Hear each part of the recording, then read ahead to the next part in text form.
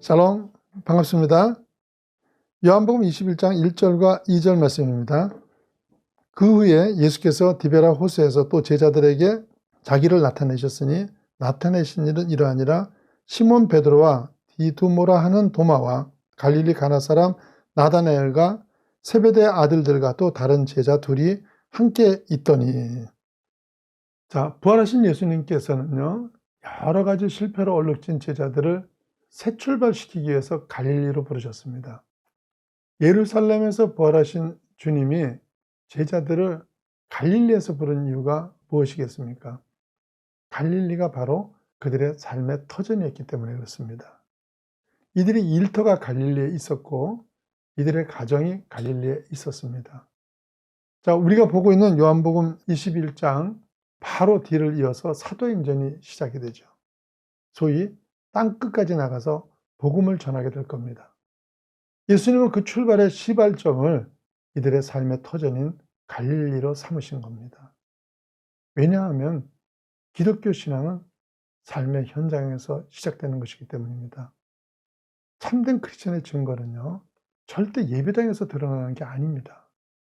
조금만 생각해 보십시오. 예배당 안에서는 사기꾼도 거룩한 표정을 지을 수 있어요. 한 주 내내 범죄하고 왔던 입술 가지고도 은혜스러운 찬양을 할 수 있어요. 한 주 내 남한테 피해를 주고 남의 것을 도둑질한 사람도 예배당에서는 열심히 헌신할 수 있습니다. 그렇기 때문에 참된 크리스천은 오히려 예배당 밖에 살면서 가려지게 되는 거예요. 그런데 안타깝게도 너무나 많은 신앙인들이 삶이 따라오지 않는 신앙생활을 하기 때문에 그 주변을 변화시키는 능력을 못 갖고 있는 거예요. 이런 신앙은 성숙한 신앙이 아닙니다. 신앙은 대부분의 사람이 3단계 변화를 가지게 됩니다. 물론 각 단계가 두부 자르듯이 딱 잘라지는 것은 아니에요. 서로 물려서 가지만 그래도 신앙의 깊이에 따라 점점 발전적으로 가게 돼 있습니다.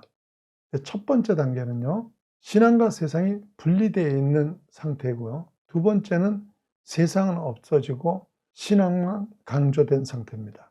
그리고 마지막은 세상과 신앙이 공존하게 되는 단계예요. 그래서 첫 단계의 신앙은 신앙, 세상은 세상인 거예요. 그래서 교회에서는 거룩하고 열심히 있지만 세상 삶은 여전히 세상적인 방법과 꾀로 살아가는 거예요.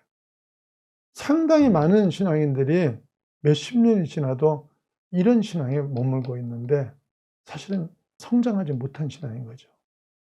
자, 이 단계에서 어떤 계기가 있어가지고 진리가 깨우쳐지고 하나님의 사랑을 깊이 알게 되면요, 그러면 이제 신앙의 황홀한 기쁨을 누리죠. 근데 이렇게 이제 신앙의 어떤 황홀함 속에 들어가면요, 돈이 없어도 불안하지 않습니다. 그리고 보는 사람마다 사랑스러워요. 그런 기쁨이 있죠. 이런 기쁨을 누리기 시작하면요, 더 이상 세상의 것들이 의미가 없어집니다. 그리고 이제까지 내가 알고 있었던 가치체계가 무너지기 시작을 하죠. 사람이 달라지죠. 그래서 이때 이제 많이 나오는 게요, 내가 내 직업을 버리고 신학교 가야 하는 거 아닌가 하고 고민하는 때이기도 해요. 그런데 이때는 사실 새로운 가치관에 겨우 입문 단계에 들어가고 있는 겁니다. 그렇지만 이 단계가 신앙에 가장 뜨겁고 열심히 있기 때문에 마치 진리를 완성하고 같은 착각에 빠지게 되면서 잘못하면 독선을 피우기도 하는 그런 때예요.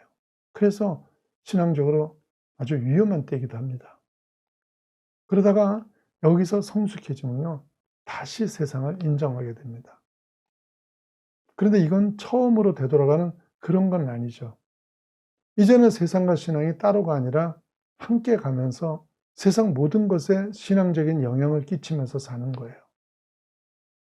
그래서 직업으로 예를 들면요, 처음 단계에서의 직업은 세상적인 욕망을 성취하기 위한 수단이었죠.